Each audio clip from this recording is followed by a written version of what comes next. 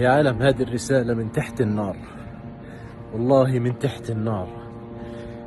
يا عالم وصلوا صوتنا للعالم، وصلوا صوتنا للعالم، وصلوا لهم انه احنا اطفالنا قاعدة بتموت ونسائنا بتموت.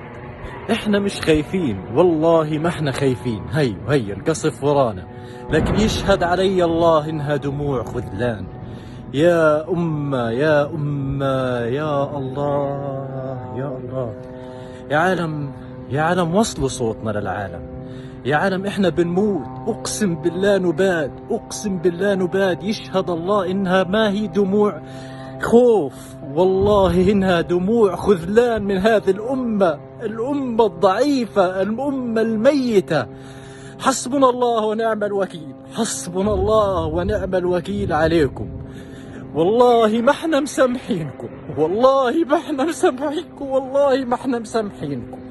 حسبنا الله ونعم الوكيل، حسبنا الله ونعم الوكيل. لا إله إلا الله، لا إله إلا الله. احنا في مخيم الشاطئ، لربما تكون آخر رسائل، لربما تكون آخر إشي تسمعوه مني.